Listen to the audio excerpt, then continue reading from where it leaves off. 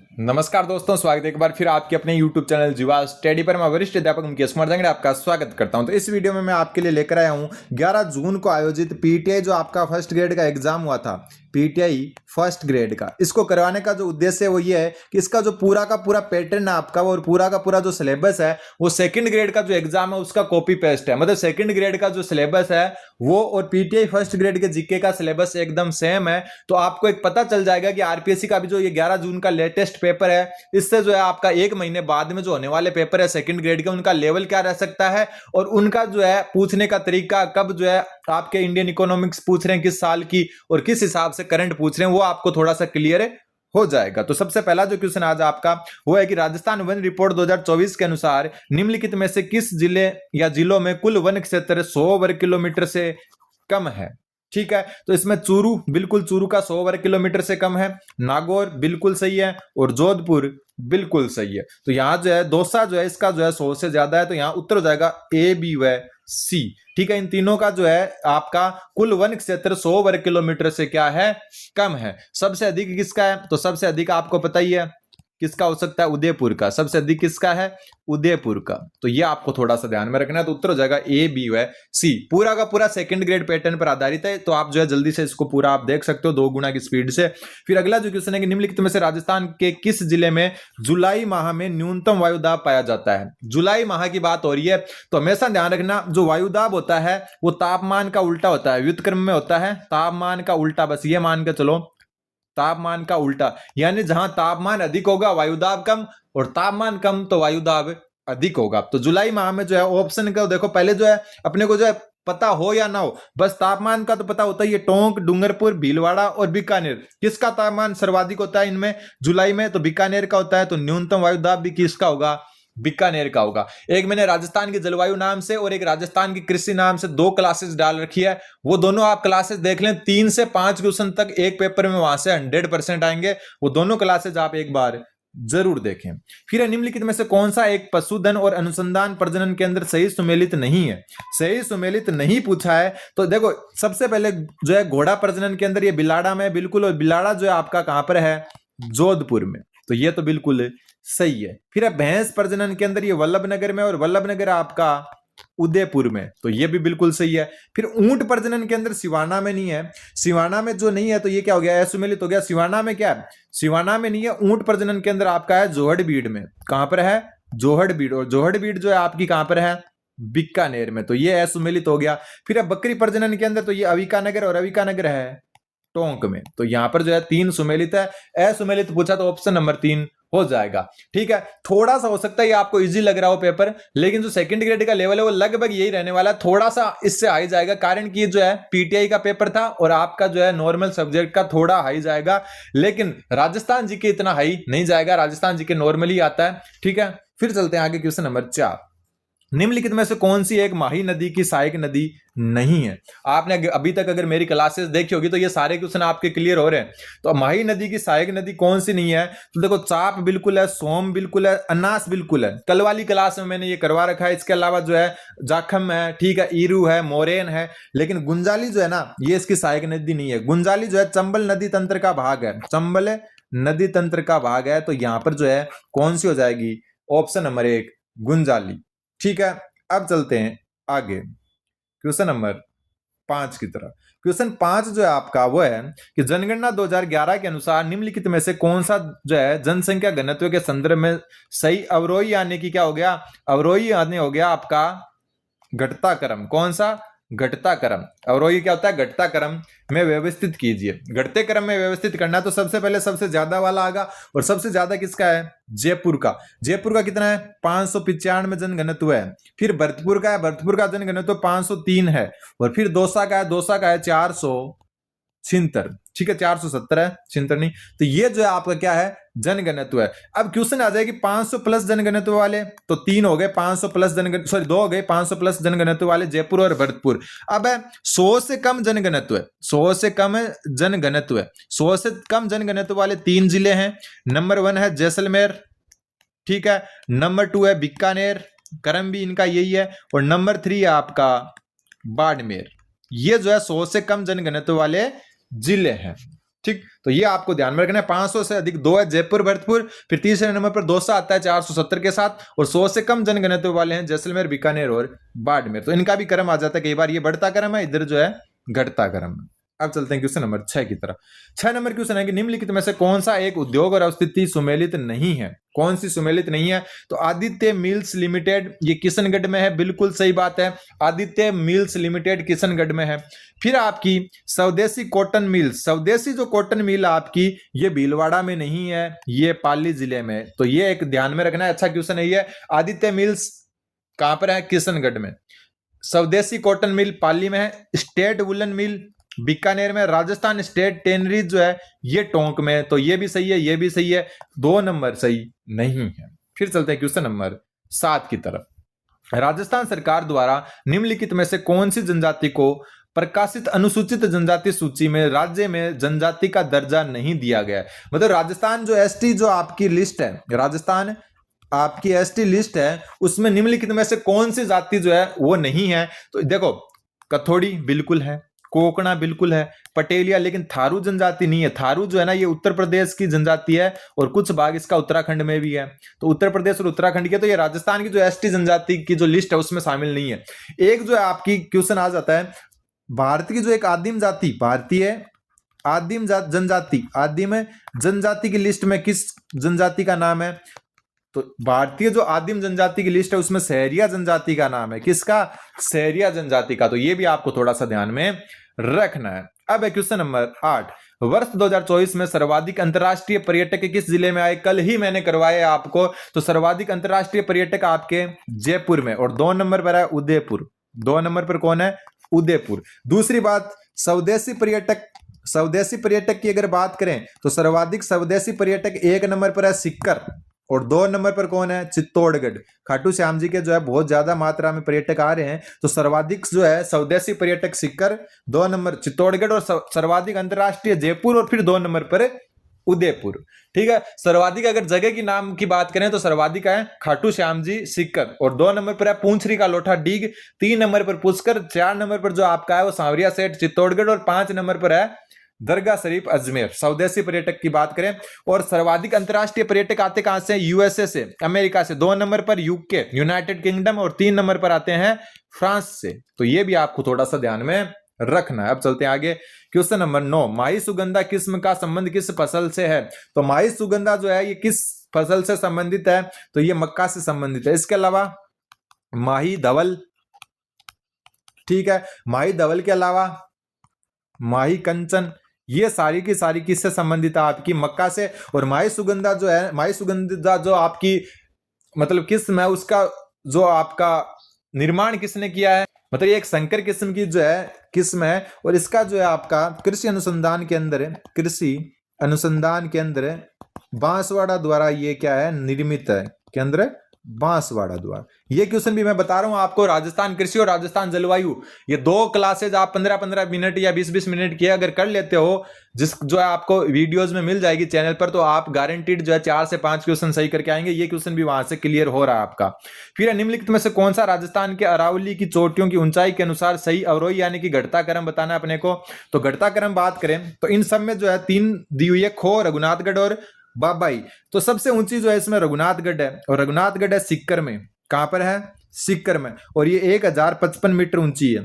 2 number पर खो है, खो आपकी जयपुर में है, और ये 920 मीटर ऊंची है। और 3 नंबर पर है बाबाई, ये झुंझुनू और नीम का थाना यानी कि सिक्कर, झुंझुनू सिक्कर के बॉर्डर पर है। वैसे झुंझुनू में मानी जाती है इसको, और ये जो है आपकी जो है कितनी 780 मीटर है। तो ये आपका जो है घटता क्रम हो गया, रघुनाथगढ़, खो और बाबाई। अब चलते हैं क्वेश्चन नंबर 11 की तरफ। 11वां जो क्वेश्चन है आपका, अब थोड़े क्लियर क्वेश्चन आ जाएंगे आपके। 11वां क्वेश्चन आपका कि निम्नलिखित में से कौन सा वनवासी सेवा संघ की स्थापना से संबंधित नहीं था? ये आ गया आपका 11वां क्वेश्चन। तो यहां पर वनवासी जो सेवा संघ है उसकी स्थापना से संबंधित नहीं है, वो पूछा है। तो नहीं है, तो छोटूलाल जो है झरवाला जो है यह संबंधित है, बिल्कुल है। लेकिन जो बुरेलाल भैया है आपके, ये इससे संबंधित नहीं है। उत्तर ये हो जाएगा। ये हालांकि मेवाड़ प्रजामंडल से संबंधित है, मेवाड़ प्रजामंडल से जरूर संबंधित है, लेकिन ये वनवासी जो आपका संघ है, सेवा संघ है, उससे संबंधित नहीं है। ठीक है। और ये जो आपके मेवाड़ प्रजामंडल है उसमें उपाध्यक्ष रहे थे, क्या रहे थे, उपाध्यक्ष रहे थे, कौन, भूरेलाल भैया। तो ये जो है आपके वनवासी सेवा संघ से संबंधित नहीं है, ये डूंगरपुर प्रजामंडल से संबंधित है। किससे, डूंगरपुर प्रजामंडल से। ठीक, तो यहाँ पर जो है राजकुमार मान सिंह ये भी इससे संबंधित है, और भोगीलाल पांड्या तो इसके मुख्य जो है संस्थापक थे। तो यहाँ पे आपको ध्यान में रखना है, छोटूलाल जरबाला, राजकुमार मान सिंह और भोगीलाल पांड्या तीनों जो है आपके वनवासी सेवा संघ और डूंगरपुर प्रजामंडल से संबंधित है, जबकि भूरेलाल जो भैया आपके ये मेवाड़ प्रजामंडल के उपाध्यक्ष रहे थे। अब बढ़ते हैं आगे क्वेश्चन नंबर 12 की तरफ। 12वां जो क्वेश्चन आपका यह है कि खंजरदार और खंगेदार किस पोशाक के प्रकार हैं, किस पोशाक के प्रकार हैं खंजरदार और खंगेदार। तो इसका जो उत्तर हो जाएगा आपका वो हो जाएगा अंगरखी, ऑप्शन नंबर 2। ठीक है, अंगरखी के अन्य जो नाम है उसको जो है बुगतरी भी कहते हैं, क्या कहते हैं, बुगतरी भी कहते हैं। तो खंजरदार और खंगेदार जो है ये दोनों के दोनों ही क्या है आपकी, ये दोनों के दोनों ही जो है अंगरखी के प्रकार है। इसके अलावा जो है एक फर्रुखशाही, कौन सी, फर्रुखशाही, ये भी क्या है आपकी अंगरखी है। अंगरखी जो है ये पुरुषों का क्या है, वेशभूषा है। ठीक है, ऊपर की तरफ जो है आपके जैसे शर्ट के टाइप से होती है, लेकिन ऐसे तिरछे जो है इसमें बटन होते हैं। तो खंजरदार और खंगेदार दोनों अंगरखी है। पगड़ियों के भी आपको नाम याद रखने, विजयशाही है, जो है आपकी अटपटी है, ये सारे नाम पगड़ियों के भी याद रखने हैं। फिर चलते हैं क्वेश्चन नंबर 13 पर। 13 क्वेश्चन को पर चलें उससे पहले मैं आपको बता दूं कि अगर आप चैनल पर नए हैं तो सब्सक्राइब जरूर कर दें। आज अपने 42,000 सब्सक्राइबर हो चुके हैं और अपन जो है एकदम एग्जाम तक बहुत अच्छे तरीके से जो है पूरा का पूरा जो है सेकंड ग्रेड को देखेंगे। और अपना जो ग्रुप है टेलीग्राम पर उसको आप ज्वाइन कर सकते हो। उसमें से 33 सिलेक्शन हुए हैं अभी जो सेकंड ग्रेड का फाइनल रिजल्ट आया आपका उसमें।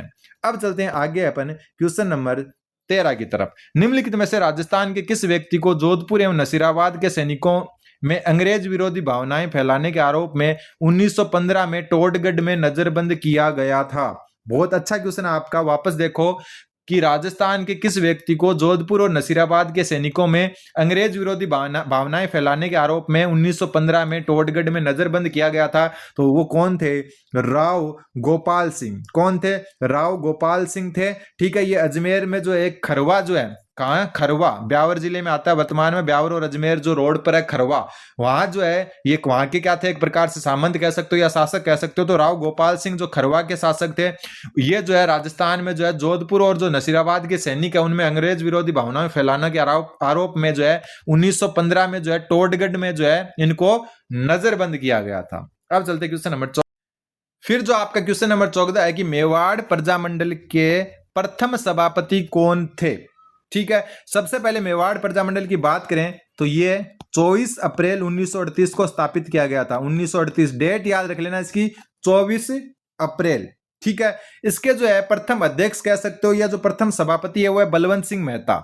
ठीक है, स्थापना किसने की थी, तो स्थापना जो है माणिक्यलाल वर्मा ने की थी स्थापना। ठीक है, स्थापना किसने की, माणिक्यलाल वर्मा ने। लेकिन जो आपके प्रथम जो आपके सभापति या जो अध्यक्ष हैं इनको क्या कहेंगे अपन, बलवंत सिंह मेहता। इसके अलावा जो माणिक्यलाल वर्मा इसमें महामंत्री थे। भूरेलाल भैया की बात अपन पहले ही कर चुके, ये उपाध्यक्ष थे, क्या थे, उपाध्यक्ष थे। तो ये चीजें आपको ध्यान में रखनी है। तो उत्तर हो जाएगा आपका बलवंत सिंह मेहता। Question number 15। 15वां जो क्वेश्चन आपका फिर है कि मारवाड़ के महाराजा विजय सिंह के काल में निम्नलिखित में से किन चित्रकारों ने मुख्यतः ग्रंथ चित्रण का कार्य किया। बात हो रही है महाराजा विजय सिंह के काल की। तो इसमें जो आपके मुख्य थे वो थे फैज अली, उदयराम और एक जो है डालू। कौन, डालू। इसके अलावा आपको ध्यान में रखना है मारवाड़ चित्रशैली के बारे में। सबसे पहले स्वर्ण काल की बात करें तो मारवाड़ चित्रशैली का स्वर्ण काल कौन सा है, तो जसवंत सिंह द्वितीय का काल, महाराजा जसवंत सिंह द्वितीय का काल। ठीक है, मुगल प्रभाव की बात करें, किसकी बात करें, मुगल प्रभाव की, तो मुगल प्रभाव मोटा राजा उदय सिंह के काल में पड़ा, मोटा राजा उदय सिंह के काल में। ठीक है, एक जो महाराजा मान सिंह थे, महाराजा मान सिंह, इनके काल में जो है नाथ संप्रदाय का चित्रण हुआ, नाथ संप्रदाय का चित्रण। तो ये सारी चीजें आपको थोड़ी सी ध्यान में रखनी है। अब चलते हैं और आगे क्वेश्चन नंबर 16 की तरफ। 16वां जो क्वेश्चन आपका वो है कि कोल्लू ग्राम में किस लोक देवता का प्रसिद्ध मंदिर है। तो ये तो एकदम जो है हद से ज्यादा इजी है। वैसे मैं आपको थोड़ा थोड़ा टाइम दे रहा हूं, इसमें आप अच्छे तरीके से सोचें कि क्या उत्तर हो सकता है। ठीक है, तो एकदम इजी है। कोल्लू ग्राम में किस लोक देवता का प्रसिद्ध मंदिर है, तो यहां उत्तर क्या हो जाएगा, पाबू जी।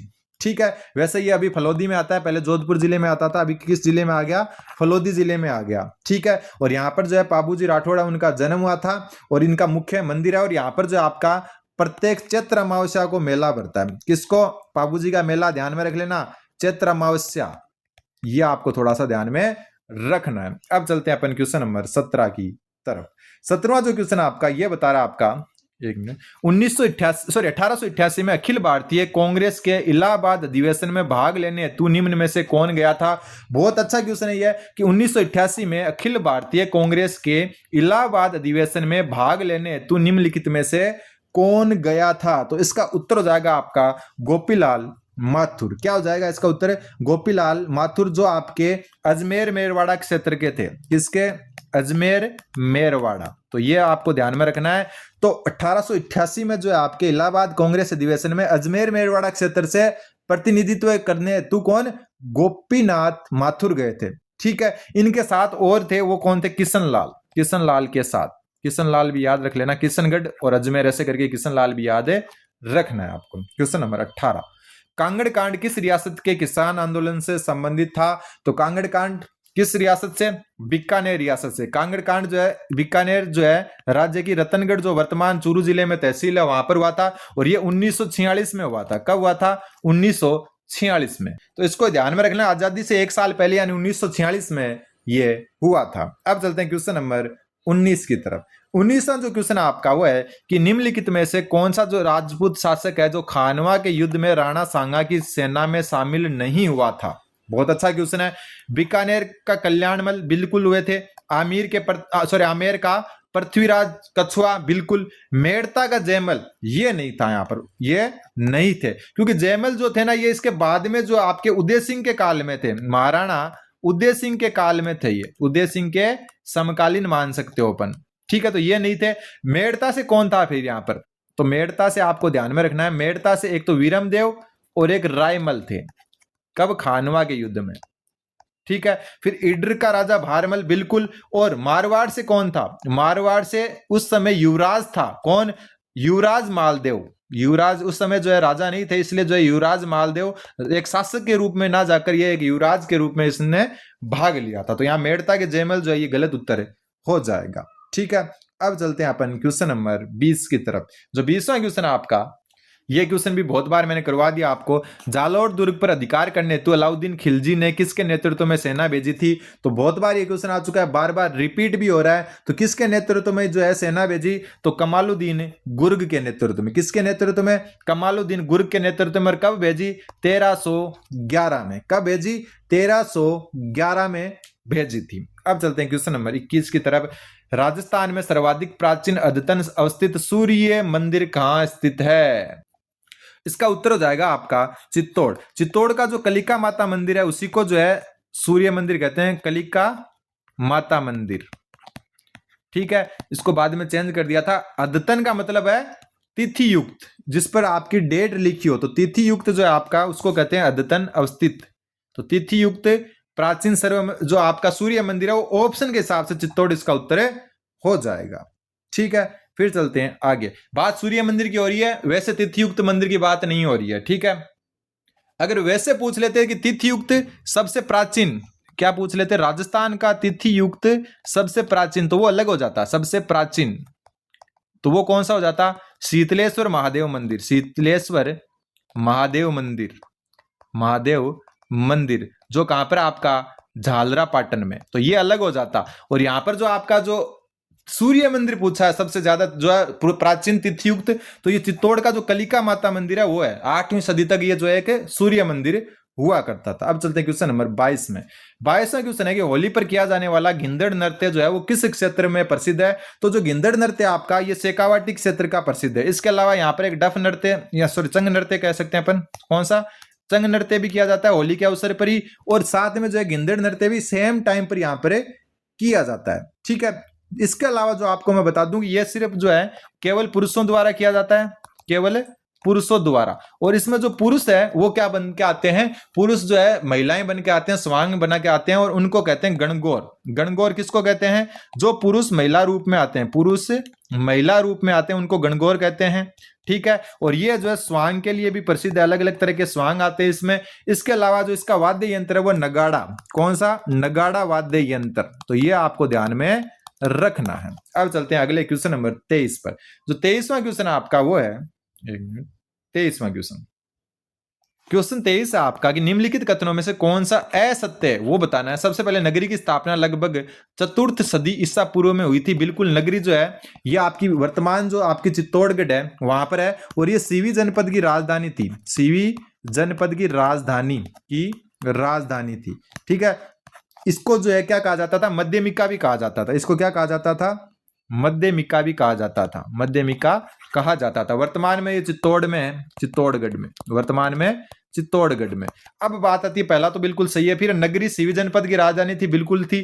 फिर राजा नहपान ने यहाँ अश्वमेघ यज्ञ किया था, तो ये गलत है। यहाँ किसी भी प्रकार का कोई अश्वमेघ यज्ञ नहीं किया गया था, तो उत्तर हो जाएगा केवल सी, असत्य है। क्वेश्चन नंबर 24, आहड़ सभ्यता से संबंधित है 24वां क्वेश्चन है। 24वां क्वेश्चन आपका बोल रहा है कि आहड़ सभ्यता के संदर्भ में निम्नलिखित कथनों पर विचार कर सही विकल्प का चयन करना कि कौन सा जो है यहाँ पर क्या है, सही है। सबसे पहले यहां से काले एवं लाल रंग के मर्द भांड प्राप्त हुए हैं, बिल्कुल सही बात है। फिर आहड़ सभ्यता को अमलानंद घोष ने खोजा था, तो आहड़ को जो है अमलानंद घोष ने नहीं खोजा था। आहड़ ऐसे आहड़ और ऐसे अमलानंद वैसे याद नहीं रखना है अपने को, ऐसे आहड़ और ऐसे अक्षय कीर्ति व्यास, क्या, अक्षय कीर्ति व्यास, इन्होंने इसको खोजा था। तो ये क्या हो गया, बी गलत हो गया। और इसको जो है किस सन में खोजा गया था, तो 1953 में, आजादी के बाद में 1953 में। तो यहां पर जो है केवल ए सत्य, उत्तर हो जाएगा ऑप्शन नंबर 4। अब बढ़ते हैं आगे। अमलानंद घोष है, ये किससे संबंधित है, कालीबंगा से। किससे, कालीबंगा से। ये आपको थोड़ा सा ध्यान में रखना है। अब चलते हैं आगे क्वेश्चन नंबर 25 की तरफ। 25वां जो क्वेश्चन आपका वो क्या कह रहा है कि राजस्थान आंदोलन समिति, राजस्थान आंदोलन समिति किसके नेतृत्व में राजस्थान के एकीकरण के लिए सक्रिय है। अब देखो ये एक इंपॉर्टेंट क्वेश्चन है सेकंड ग्रेड के लिए कि राजस्थान आंदोलन समिति, राजस्थान आंदोलन समिति किसके नेतृत्व में राजस्थान के एकीकरण के लिए सक्रिय थी, तो राम मनोहर लोहिया इसका उत्तर हो जाएगा। जो बड़ी रियासतें थी उनके एकीकरण को जल्द करने के लिए राम मनोहर लोहिया ने राजस्थान आंदोलन समिति की क्या की, स्थापना की। अब चलते हैं क्वेश्चन नंबर 26 की तरफ। 26वां जो क्वेश्चन आपका वो है कि निम्नलिखित मेलों को उनके आयोजन स्थलों से सुमेलित कीजिए। अभी कर देते हैं। सबसे पहले मावजी का मेला, तो संत मावजी बेणेश्वर धाम से संबंधित है, तो चौथा इसका उत्तर हो जाएगा। फिर अगर अपन बात करें जाम मेला, ये आपके लिए नया हो सकता है। जाम मेला भीमाना में, कहां पर है, भीमाना में। फिर बात करें अपन किसकी, वीरपुरी मेले की, भीमाना कहां पर आपका, सिरोही में। और ये ग्रासिया जनजाति से संबंधित है, ध्यान में रख लेना। ये एक नया क्वेश्चन है आपके लिए, ठीक है। जाम मेला ग्रासिया जनजाति, जाम मेला भीमाना, और भीमाना कहां है, सिरोही में। अब चलते हैं जो आगे, वीरपुरी मेला। वीरपुरी मेला आपका मंडोर में लगता है। और बच गया कौन सा, फिर एक आपका शीतला माता मेला, जो आपका सील की डूंगरी चाकसू जयपुर में लगता है। अब चलते हैं आगे क्वेश्चन नंबर 27 की तरफ।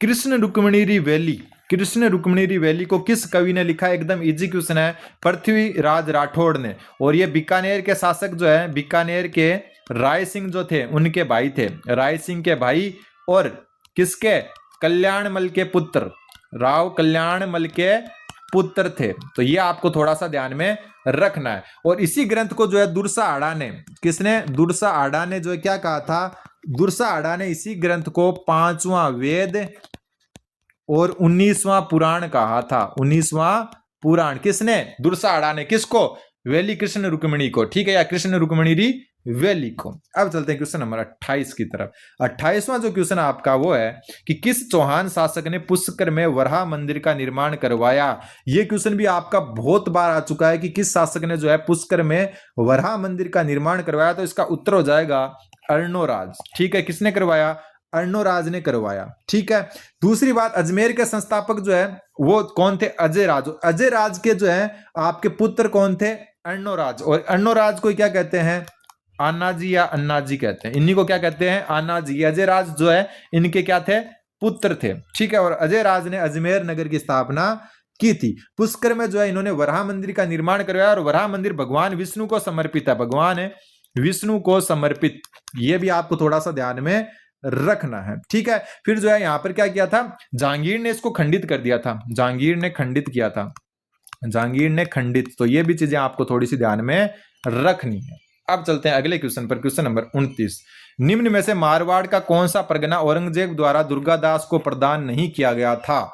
मारवाड़ का कौन सा परगना जो है औरंगजेब द्वारा दुर्गादास को प्रदान नहीं किया गया था? ये क्वेश्चन यहां पर आया है, तो इसका उत्तर हो जाएगा सादड़ी, ऑप्शन नंबर 3 सादड़ी।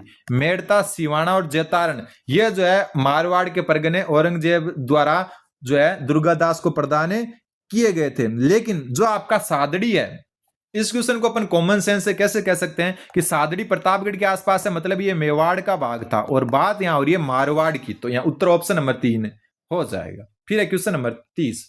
तीसरा जो क्वेश्चन आपका वो है कि राजस्थान में 1857 की क्रांति की शुरुआत कहां से हुई थी? तो इससे इजी क्वेश्चन तो मेरे हिसाब से कोई हो ही नहीं सकता।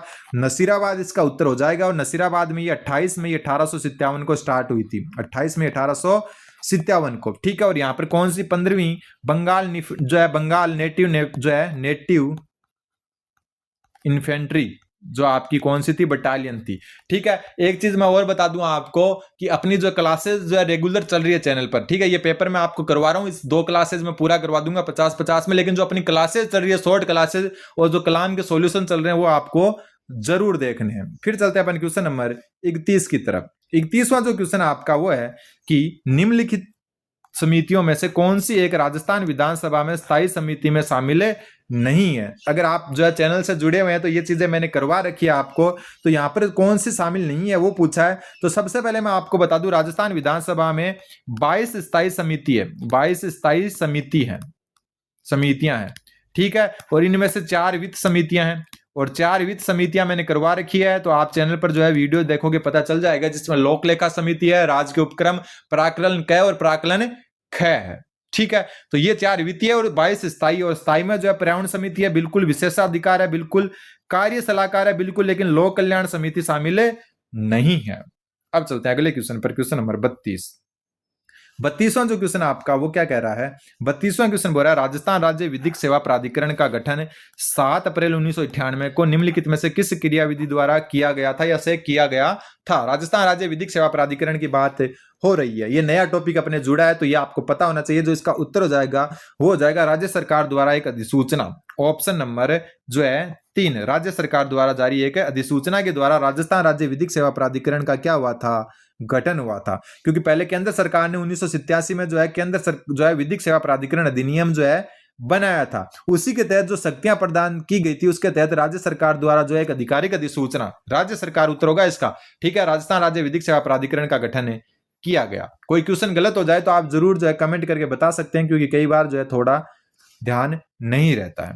फिर आपका कि निम्नलिखित में से जो है जो राजस्थान के मुख्य सचिव है उनके पद पर कार्य किए गए हैं, सही विकल्प का चयन करो। मतलब किस किसने जो है मुख्य सचिव के रूप में कार्य किया है वो पूछा है। तो यहां पर जो आपका सबसे पहले अपन बात करें जो है राजीव स्वरूप, बिल्कुल राजीव स्वरूप ने 2020 में जो है काम किया है। उषा शर्मा तो अभी जो है अशोक गहलोत के काल में ही थी 2022-23 में, और ये जो है दूसरी महिला मुख्य सचिव थी, दूसरी महिला मुख्य सचिव, ठीक है। पहली कौन थी उसको कमेंट करना है, फर्स्ट महिला मुख्य सचिव कमेंट करें। अशोक जैन, बिल्कुल अशोक जैन भी जो है राजस्थान के मुख्य सचिव के रूप में रह चुके हैं 2017 के आसपास, और राजीव महर्षि वसुंधरा राज्य के काल में 2013-14 में रह चुके हैं। तो यहां उत्तर हो जाएगा चारों के चारों ऑप्शन नंबर 4। Question number 34। 16वीं राजस्थान विधानसभा में मिली सीटों के हिसाब से आरोही क्रम में सही समूह लिखिए। ये अच्छा क्वेश्चन है, ये मैं आपको करवा दूंगा, ठीक है।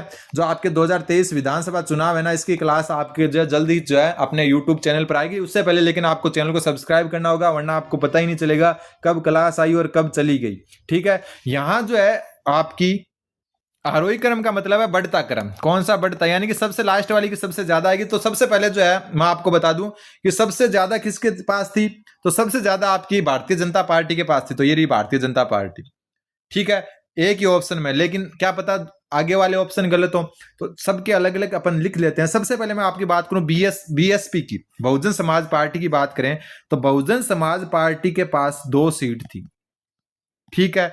भारतीय आदिवासी जो पार्टी है इसके पास 3 सीट, बीएपी कहते हैं जिसको अपन, ठीक।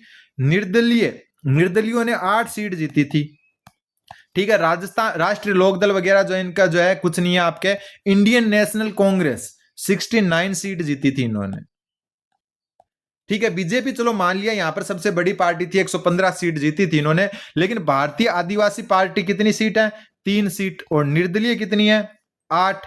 और फिर बहुजन समाज पार्टी के पास 2 है, तो ये क्रम यहां टूट रहा है। इसकी वजह से अपन क्या करते हैं एग्जाम में, क्या होता है कि आरोही क्रम यानी बढ़ता क्रम, तो भारतीय जनता पार्टी ने सबसे ज्यादा जीती है, बस टिका दो उत्तर ऑप्शन नंबर 2। ऐसा नहीं होता है, क्या पता जो है बीजेपी के अलावा पूछा हो तो यहाँ ऑप्शन 4 उत्तर हो जाएगा। ऐसी ही चीजें आपको ध्यान में रखनी है। फिर आप घर आके जो है सोचते हो कि यार मैंने ऑप्शन सही से नहीं पढ़ा, और काम क्या हो जाता है, खत्म। फिर है क्वेश्चन नंबर 35वां जो क्वेश्चन आपका वो क्या कह रहा है कि राजस्थान राज्य के गठन यानी कि 30 मार्च 1949 के समय जो है 5 उच्च न्यायालयों को राजस्थान उच्च न्यायालय अध्यादेश 1949 द्वारा समाप्त कर दिया गया था। निम्नलिखित में से कौन सा उसमें सम्मिलित नहीं था? मतलब राजस्थान में जो है ये कह सकते हो अपन जो है संविधान लागू होने से पहले या आजादी से पहले 5 जो है आपके उच्च न्यायालय चलते थे। क्या चलते थे? 5 उच्च न्यायालय चलते थे एकीकरण से पहले। उन 5 में जो है आपके कौन सम्मिलित नहीं था ये पूछा है। 5 के नाम मैं आपको बता देता हूं। एक जयपुर, क्योंकि ये बड़ी रियासतें थी, यहां पर बिल्कुल चलेगा। 2 नंबर बीकानेर, ये क्या एक अलग राज्य होते थे, यहां सब कुछ प्रणाली एकदम अभी जो वर्तमान राजस्थान के हिसाब से चलती थी। उदयपुर, और उदयपुर के बाद में जोधपुर। ये 4 नाम तो एकदम इजी है। 5वां नाम याद रख लेना, अलवर। वैसे इसको अपन कॉमन सेंस से कर सकते हैं, क्योंकि अजमेर जो है वो राजस्थान का पार्ट था ही नहीं कभी आजादी से पहले, वो एक केंद्र शासित प्रदेश था, तो यहाँ अजमेर उत्तर हो जाएगा। बाकी ये 5 उच्च न्यायालय थे आजादी से पहले, तो ये आपको ध्यान में रखना है। क्वेश्चन नंबर 36वां जो क्वेश्चन है आपका वो क्या कह रहा है? 36वां क्वेश्चन बोल रहा है कि राजस्थान नगर पालिका अधिनियम 2009, ये नया टॉपिक जुड़ा है, नगर निकाय। राजस्थान नगर पालिका अधिनियम 2009 के प्रावधान के अंतर्गत भ्रष्ट आचरण के संबंध में दोषी पाए गए सदस्य की नगर पालिका सदस्यता के लिए लागू निर्योग्यता की अवधि कितनी निर्धारित है? तो इसका उत्तर हो जाएगा 6 वर्ष। यानी कि जो आपके राजस्थान नगरपालिका अधिनियम 2009 है उसके प्रावधान के अंतर्गत भ्रष्ट आचरण के संबंध में दोषी पाए गए सदस्य की नगरपालिका सदस्यता की निर्योग्यता अवधि जो है 6 वर्ष है। वो 6 वर्ष तक जो है आपका किसी भी प्रकार का चुनाव नहीं लड़ सकता। क्वेश्चन नंबर 37वां क्वेश्चन जो है आपका वो है कि वर्तमान राजस्थान वित्त आयोग गठन की अधिसूचना के अनुसार विभिन्न मामलों पर सिफारिश करने में वह कौन सी जनगणना की जनसंख्या को अंगीकृत करेगा? जो 7वां आपका वित्त आयोग है, अरुण चतुर्वेदी के नेतृत्व में, और सदस्य सचिव कौन है? नरेश कुमार ठकराल है। बहुत बार मैं बता चुका क्लासेज में। तो आपका बोला है कि कौन सी जनसंख्या जो है यानी कि कौन सी जनगणना को वो जो है आधार मानेंगे? तो इसका उत्तर हो जाएगा 2011। अभी 2027 जनगणना के आंकड़े आने बाकी है, तो 2027 उत्तर नहीं होगा। ठीक है। जो छठा आपका वित्त आयोग था, कौन सा? जो छठा वित्त आयोग था और जो आगामी 7वां है, इन दोनों में ही 2011 जनगणना को क्या माना गया है? आधार माना गया है। फिर है क्वेश्चन नंबर 38, राजस्थान पंचायती राज अधिनियम 1994 के अंतर्गत ग्राम सभा की बैठक से संबंधित निम्नलिखित कथनों पर विचार कीजिए और सही उत्तर का चयन कीजिए। अभी कर देते हैं। सबसे पहले जो है आपको ध्यान में रखना है कि कौन सा जो है सही है। तो सबसे पहला है कि ग्राम सभा की किसी बैठक के लिए गणपूर्ति सदस्यों की कुल संख्या के पंचमांश यानी कि 5वां अंश होना चाहिए। क्या ये सही है? क्या ये सही है? ठीक है। तो ये पंचमांश का मतलब है 1/5, तो ये गलत है। 1/10 कोरम होना जरूरी है, 1/10। फिर ग्राम सभा की बैठक सरपंच की अनुपस्थिति में नहीं बुलाई जाएगी, तो ये भी गलत है। अगर सरपंच नहीं है तो उप सरपंच नहीं है तो ग्राम सभा द्वारा नामित व्यक्ति जो है बैठक कर सकता है, नामित व्यक्ति। तो दोनों के दोनों ही गलत है इसमें, तो उत्तर हो जाएगा न तो 1 और न 2 सही है। Option number 3। क्वेश्चन नंबर 39वां क्वेश्चन क्या बोल रहा है आपका? 39वां क्वेश्चन बोल रहा है कि भारत के संविधान के निम्नलिखित में से किस अनुच्छेद में यह उल्लेखित है कि राज्यपाल अपने पद ग्रहण की तारीख से 5 वर्ष की अवधि तक पद धारण करेगा? भारत के संविधान के निम्नलिखित में से किस अनुच्छेद में यह उल्लेखित है कि राज्यपाल अपने पद ग्रहण की तारीख से 5 वर्ष की अवधि तक जो है पद धारण करेगा? तो ये 156 नंबर जो आपका अनुच्छेद है उसमें वर्णित है। और 156 में भी अगर बात करें तो 156(3) में, क्योंकि कई बार 156 आ जाते हैं ऑप्शन में, तो 156(3) या 156 अकेला आए तो 156 करना है।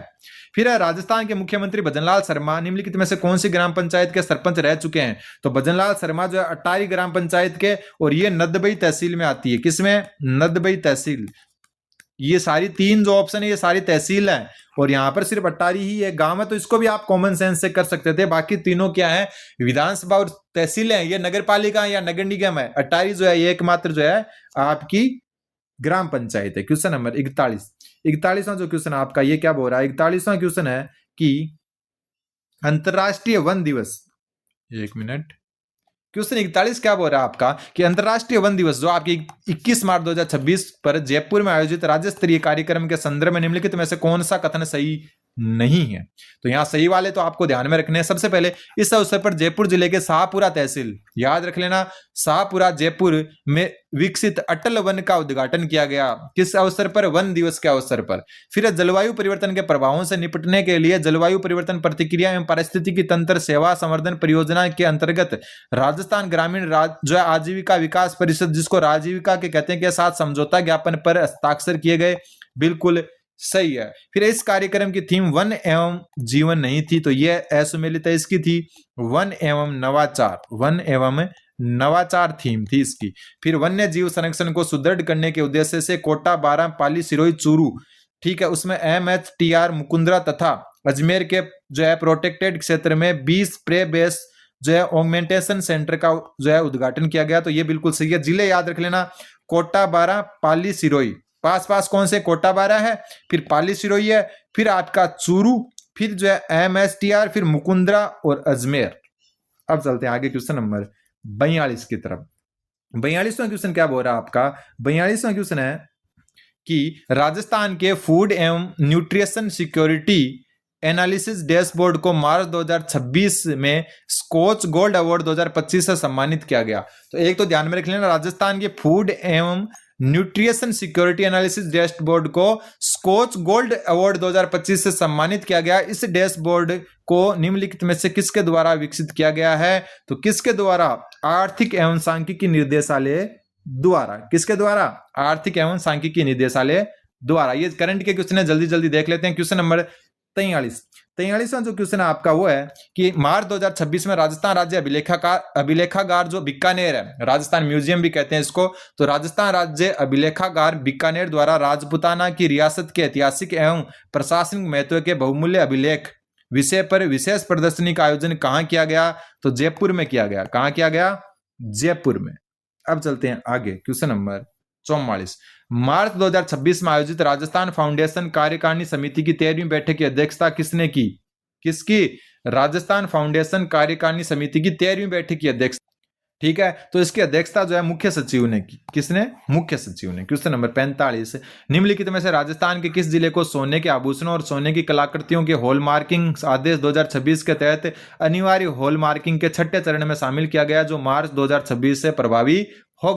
वापस देखो, राजस्थान के किस जिले को सोने के आभूषणों और सोने की कलाकृतियों की हॉलमार्किंग आदेश 2026 के तहत अनिवार्य हॉलमार्किंग के 6ठे चरण में शामिल किया गया है? तो उत्तर हो जाएगा डीडवाना, कुचामन। क्वेश्चन नंबर 46वां जो क्वेश्चन है आपका वो क्या कह रहा है कि निम्नलिखित में से मार्च 2026 में राजस्थान आवासन मंडल के अध्यक्ष का पदभार किसने ग्रहण किया? तो किसने ग्रहण किया जो है राजस्थान आवासन मंडल के जो है अध्यक्ष का कार्यभार? तो उत्तर हो जाएगा आलोक गुप्ता, ऑप्शन नंबर 4। ठीक है, अब चलते हैं और आगे। क्वेश्चन नंबर 47वां जो क्वेश्चन आपका वो क्या बोल रहा है कि 11 से 15 मार्च 2026 तक पटाया में आयोजित इंडो थाईलैंड अंतर्राष्ट्रीय बॉल बैडमिंटन टेस्ट सीरीज में भारत की महिला टीम ने स्वर्ण पदक जीता। निम्नलिखित में से राजस्थान की कौन सी खिलाड़ी विजेता भारतीय महिला टीम की सदस्य थी? देखो खेल से अच्छा कैसे क्वेश्चन आते हैं, तो इसका जो उत्तर हो जाएगा आपका वो हो जाएगा हर्षिता स्वामी, ऑप्शन नंबर 2। किसकी? इंडो थाईलैंड अंतर्राष्ट्रीय बॉल बैडमिंटन टेस्ट सीरीज में भारत की महिला टीम ने स्वर्ण पदक जीता और इसमें राजस्थान की हर्षिता स्वामी खिलाड़ी सम्मिलित थी।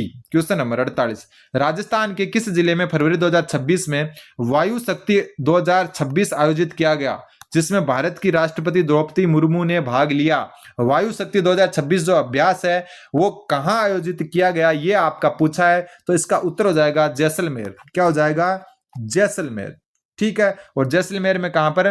पोखरण में, पोखरण जो फील्ड रेंज है उसमें। क्वेश्चन नंबर 49, राजस्थान ग्रामीण आजीविका विकास परिषद, जिसको राजीविका कहते हैं, के संबंध में निम्नलिखित कथनों पर विचार कीजिए। अभी कर लेते हैं। सबसे पहला जो है कि फिर विचार करके अपने को बताना, क्या सही उत्तर बताना है। तो सही उत्तर में सबसे पहले कि राजस्थान में ग्रामीण महिलाओं की आय बढ़ाने और कृषि आधारित आजीविका को मजबूत करने के उद्देश्य से राजीविका और गैर सरकारी संस्था प्रदान की साझा पहल को प्रारंभिक चरण में प्रदेश के 5 जिलों में चयनित ब्लॉकों में क्रियान्वित किया जाएगा। बिल्कुल सही बात है।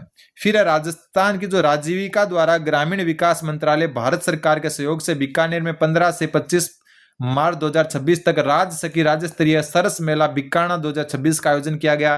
तो यह भी सही है। ठीक है, एक चीज ध्यान में रख लेना, जो आपके करंट जो पूछे गए ना, अभी जो ये 11 जून का पेपर है आपका 12 जुलाई को है, तो ये मान के चलो मार्च और अप्रैल का करंट सबसे ज्यादा आएगा और अप्रैल का सबसे ज्यादा आएगा, फिर मार्च का थोड़ा बहुत पूछ सकते हैं और मई के शुरुआत के 10 दिन के चांस बनते हैं। तो यहां दोनों सही हो जाएंगे। अब 50वां और आज का लास्ट क्वेश्चन है। अगली क्लास में हम क्वेश्चन नंबर 51 से 100 तक देखेंगे। ठीक है, लास्ट जो क्वेश्चन है आपका वो क्या है कि सिंधी लेखक भगवान अटलानी, लेखक का नाम क्या है, भगवान अटलानी ने साहित्य अकादमी पुरस्कार 2025 जीता। उनकी पुस्तक का शीर्षक क्या है जिसके लिए उन्हें यह पुरस्कार मिला। सबसे पहले सिंधी लेखक नाम भगवान अटलानी, क्या जीता, साहित्य अकादमी पुरस्कार। अब जो आपको जो है बताना क्या है कि उस जो आपकी पुस्तक है उसका शीर्षक क्या है। तो उसका शीर्षक आपका वागु, क्या है, वागु। ये आपको थोड़ा सा ध्यान में रखना है। तो ये 50 क्वेश्चन हो चुके हैं। अच्छा लगे तो चैनल को सब्सक्राइब करें। क्वेश्चन नंबर 51 से 100 अगले जो है क्लास में मिलेंगे, तब तक चैनल पर बने रहें, चैनल को सब्सक्राइब करें। धन्यवाद। बने रहें जीवा स्टडी के साथ।